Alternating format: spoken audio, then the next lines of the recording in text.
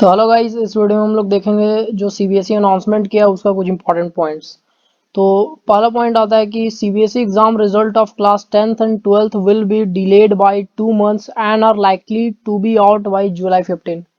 Means जो CBSE class 10th और 12th का जो एग्जाम का रिजल्ट आने वाला था जो मई महीना में, अब वो जुलाई 15 के आसपास आने वाला है। तो ये काफ़ी बढ़िया न्यूज़ है।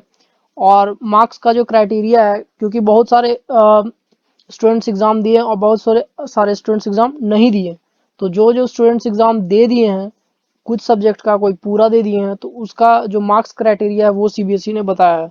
तो उसमें पहला आता है कि for those who have appeared for only 3 exams the average of best 2 will be calculated to score their pending papers. तो आपने यदि 3 ही एग्ज़ाम दिया है, तो आपका जो 3 एग्ज़ाम टोटल आपने दिया, तो उसमें जो 2 बेस्ट पेपर्स रहे आपका, उसी का एवरेज निकाल करके बाकी पेपर्स में आपका मार्क्स दिया जाएगा। तो ये रहा।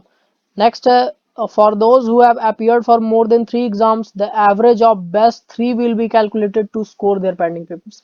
यदि आपने 3 से ज़्यादा एग्जाम दिया, तो आपका बेस्ट 3 पेपर्स, जो बढ़िया 3 पेपर्स जो अच्छा गए हैं, जिसमें ज़्यादा मार्क्स आया 3 पेपर्स में, उसका एवरेज कैलकुलेट करने के बाद ही आपका नेक्स्ट जितने भी सब्जेक्ट्स बचे हुए हैं उसका पेपर्स में मार्क्स दिया जाएगा।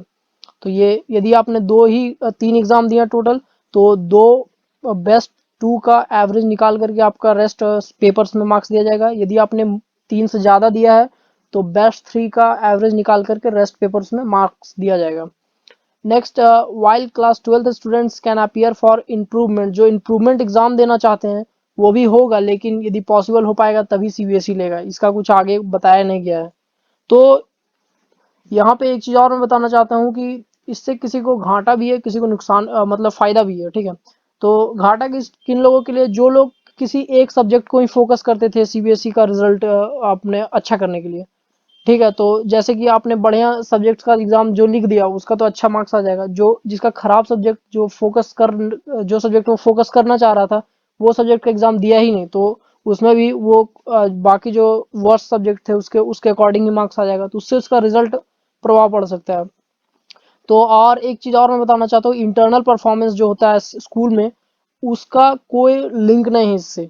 सीबीएसई साफ बोल चुका है कि इंटरनल मार्क्स डिपेंड नहीं करता है इस सीबीएसई रिजल्ट में। तो ये था सारा सीबीएसई रिजल्ट के बारे में। तो यदि आपको ये वीडियो पसंद आएगा तो लाइक कर दो, और नए हो तो सब्सक्राइब कर दो।